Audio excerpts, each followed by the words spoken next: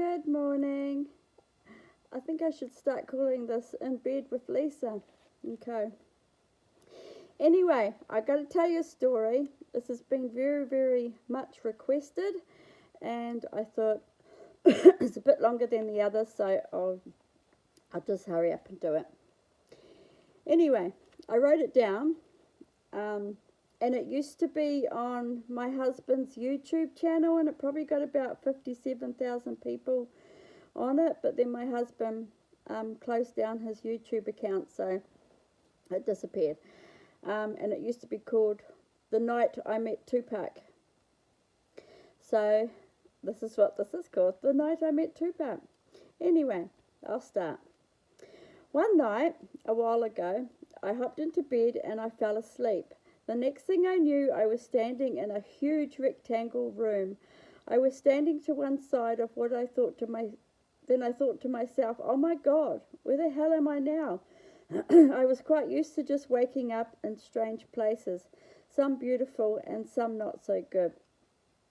I have learned in these moments to take a really good look around and take in as much as I can, so I can remember every detail.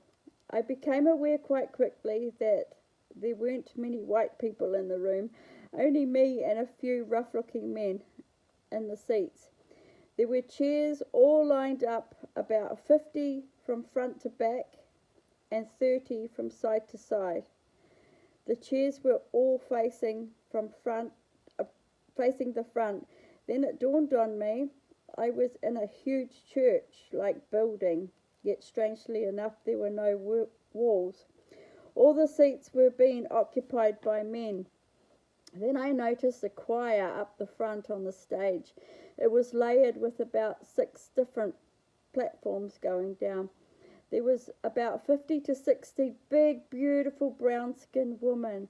Before I really listened properly to their singing, I was blown away by their yellow gold dresses. They were shining like nothing I have ever seen before in this earthly realm.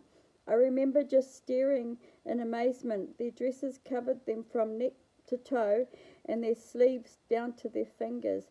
But it was the material that blew me away. It was bright yellow like a canary,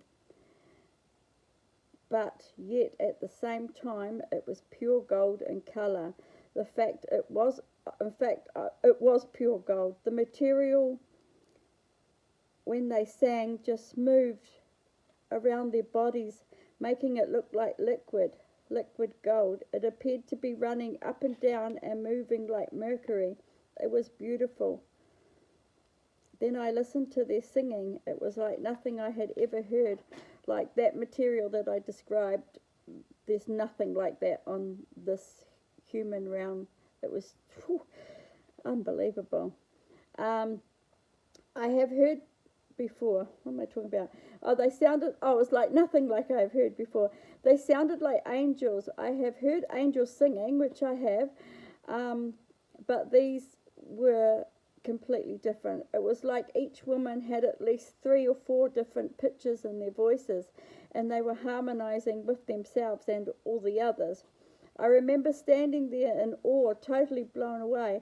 I could have watched them all day. I was puzzled and working out if they were singing in English, but now thinking about it, I think they were just singing in lots of different languages and tones and pitches and harmonizing. If you've ever heard angels singing, you'll know exactly what I mean. But yet you still could understand each word. Then I stared at the man. Then I was startled as the man I was standing next to and had been taking no notice of said to me, "Do you like my choir?" I took my eyes off the choir and stared at him, reminding myself to leave out no details of the man talking to me, because I really take in everything whenever I'm in a different realm. I wasn't scared by this person, only the men in the chairs. I felt really safe as long as he was with me. I said, "Yes, they're beautiful and I love what they're wearing. I've never seen that material before." He laughed and he said, "No, you haven't." We stood in silence again as I looked around the room. I focused on the men in the chairs. They frightened me. They were all gangster type men. I noticed they all had specific scarves on, like gangs do, like different colours. They wore a lot of black and all were very tough looking. I noticed different rings and wristbands, bandanas and specific tattoo markings. They even had gang patches on their arms and on their t-shirts and jackets. None of them looked at me. And these guys were gangsters, like mean, horrible, scary gangsters. None of them looked at me, thank God. I looked at the strange brown-skinned men standing next to me and said, "Who are you and why am I here?" He smiled and put his hand on the centre of my back. His hand felt huge. I could feel this calming hot heat pouring out of his hand.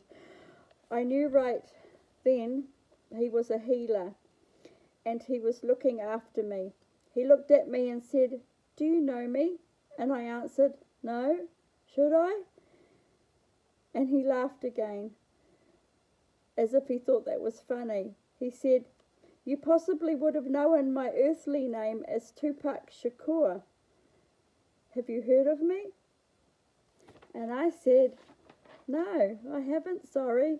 And once again, he cracked up laughing. He actually thought it was funny. He was laughing as if he thought I was funny. So I giggled nervously, still wondering why I was there. So I said, "Tupac," hoping to pronounce his name properly, "why am I here?" He looked at me as if I was an instant child. He touched the side of my face gently. He had such hot hands. He said, "Look," and gestured that I look at the men again. So instead of looking at everything else, I looked at all the men individually. So you remember there was like 50 chairs from front to back and 30 across, and that was just full of men. So instantly I looked at everything. I looked at all the men individually. Then that's when I noticed one of the guys crying and holding his chest.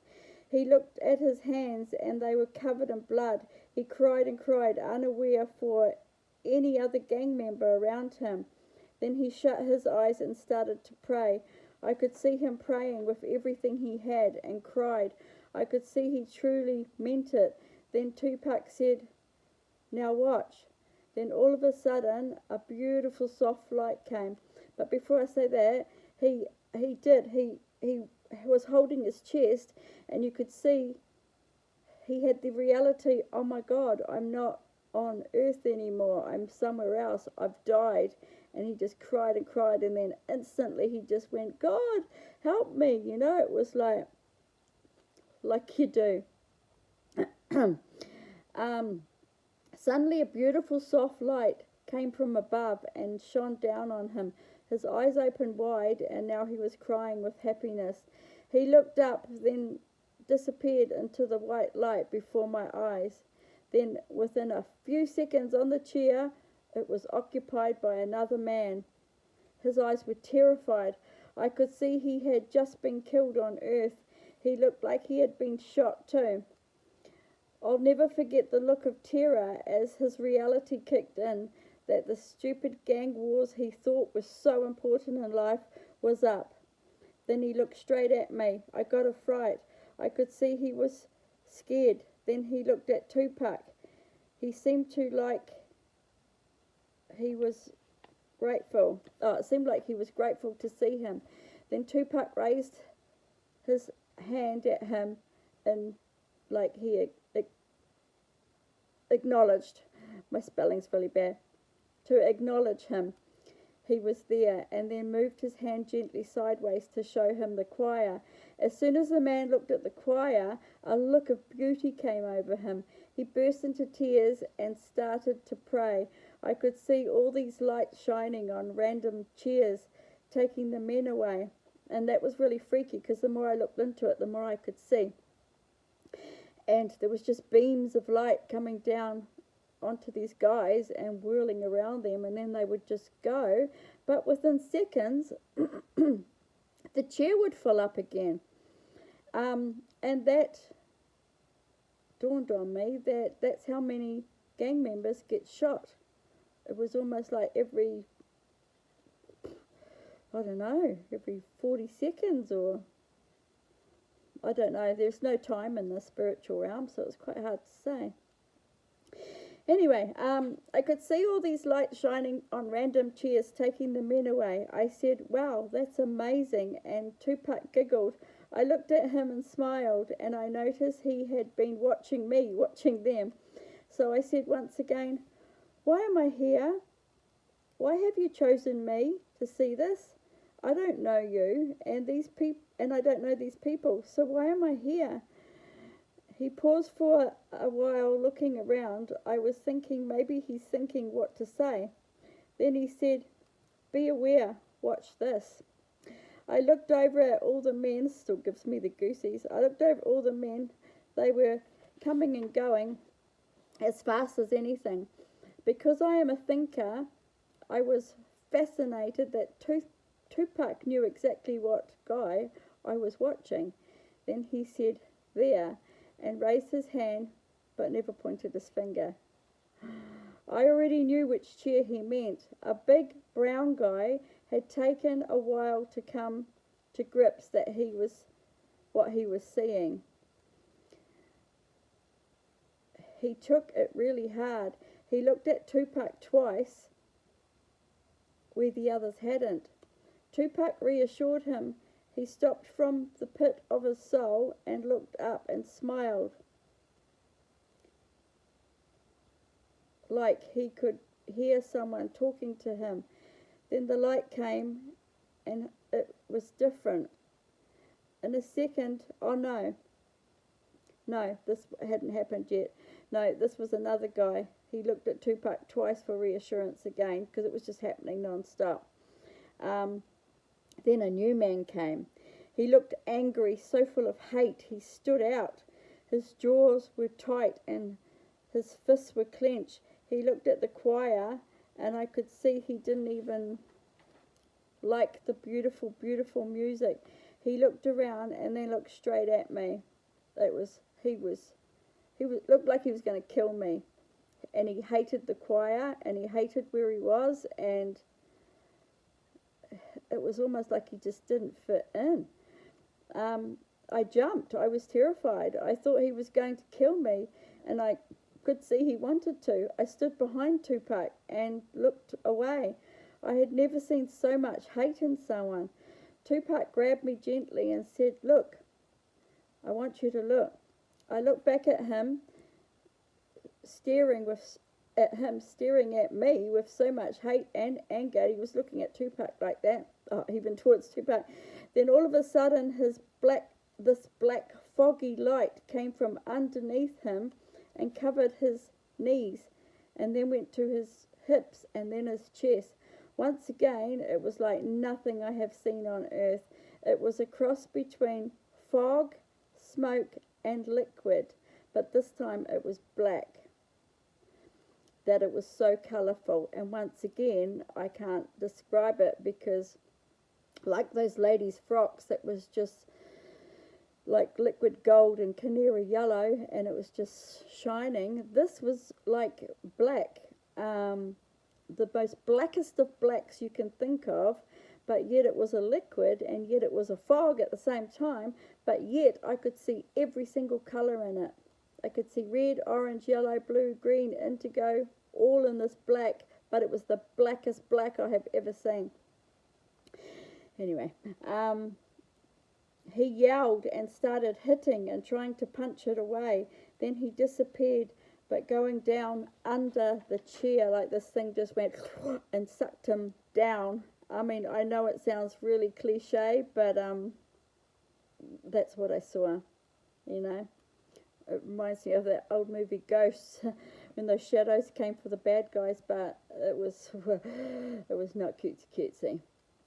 But that's exactly what I saw. Then I noticed a few more black smokes. I had been so busy looking at the beautiful lights in the choir, I hadn't noticed them. I was still, so there was a few more people going down, but way more people going up. I hadn't noticed. I was still trying to get over the way the man looked at me. I looked at the choir, and one of the women winked at me while she was singing, and I just got a rush of happiness come over me. Then Tupac started to sing a rap at the same time, which I thought was funny because I'm not into rap, but he was singing with his voice, and yet he was rapping at the same time. So it was like he had two voices, but yet he was just singing in one voice. You had to be there. Anyway, so I took a good look at this Tupac guy, because I always intricately, so I can, when I come back to this realm, I can tell everybody exactly what I saw. He was wearing a soft black leather jacket and a lime green t-shirt with faded blue jeans. But then I noticed he had no feet, because nobody in the spiritual realm has feet, or nobody in this realm who is passed over has feet. Then I looked around, and none of the men had fed, or the woman's only me. Well, hang on, what am I doing? Go back. He was wearing a soft black leather jacket and a lime green t-shirt with faded blue jeans. But then I noticed he had no feet. Then I looked around, and none of the men had feet, or the woman, only me. So I said, Tupac, why did you choose me to see this? I am just a white woman with 7 children that lives on the other side of the world in a little country called New Zealand. I can see that most of these guys are gangsters from, like, America, because I've seen it on telly. I have never been there, and I'm not into gangs. I don't understand the gang laws or rules. I can't even understand why they exist. This time he didn't giggle. He looked at me and said, Lisa, I have brought you here because I want you to tell the world what I do now. I needed to show someone who had no knowledge of my existence and from another country to prove I am not of a chosen people. That's right. I remember him thinking that if I was brown skinned from America and I had said what I saw, that most people wouldn't believe it. But because I'm just this white Pākehā from New Zealand and this happened to me, he's chosen someone on the other side of the world that didn't know anything about rap or him, so he could get his message across. I mean, it was on YouTube for ages, but yeah, it's a shame it's not anymore. But I'm here to help all that I can to pass through to the other side with God, and those with love in their hearts and forgiveness in their souls. So that's what he does. He helps. That's his job now. He's in this huge, big, beautiful church with his angels, and when someone gets shot and killed, he's there as like a passing room and helps them to find love and forgiveness in their hearts and their souls so they can move on. I said, what about the men with the black around them? And he said, those men I cannot help. They are full of such hate, anger, and despair. Their hearts are so full of it. They do not see clearly. It is love and forgiveness that is needed, but they have not yet learnt. I bowed my head, taking it all in, when he stuck his hand on the top of my head. I remember shutting my eyes and enjoying the warm, loving energy coming from his hand. And that was it. I woke up the next morning with no memory of it. I got up, carried on with my normal daily chores, and it was a Saturday. I was getting the kids ready to help me tidy up when my third daughter's boyfriend arrived. I hadn't seen him for a while, so I gave him a big hug, and he said, "Hey Lisa, check out my new screensaver." Like cell phones were just sort of starting to come in then. I didn't even know what a screensaver was. And he handed me his cell phone. It was Tupac looking straight back at me. My whole existence just came my whole experience just came flashing back. I said, oh my God, I know this guy. I met him last night. And my daughter's boyfriend said, no way, this is Tupac. He's dead. He got shot. Then my teenage son walked in the room and he showed him his screensaver and they were bouncing around with excitement. I said, who is this guy? I met him last night. So they sat down and told me he was in their words, a rap singer gangster dude. But he used to sing about stopping the fighting and wanting everyone to get on. Then I burst into tears, which I hardly ever do. If you know me, I do not do that. And I told them word to word what happened. By the end of the day, I had 15 complete random teenagers come to my house wanting to hear my story. A few days, and that happened like about 6 weekends in a row. A few days later, I walked into a clothing store, and there he was on the front of a t-shirt. I said to the young girl in the store, oh my God, I met him. And she quickly slipped away like I was a nutter. The months, the years went by, and I would see his face in magazines and on TV, and finally I got a computer because we were way behind, and I got someone to show me him singing. It was exciting to see him, although I'm still not a fan on his choice of music, and I am not a big fan on rap in any way. So I thought I would write this as his face keeps popping up. So I said out loud, okay, Tupac, I'll do it. And that's when I made the video. But I had written this first, and I just found this the other day. So thank you for the experience, Tupac.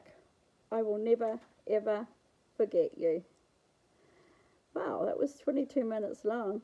But yep, that was my night with Tupac.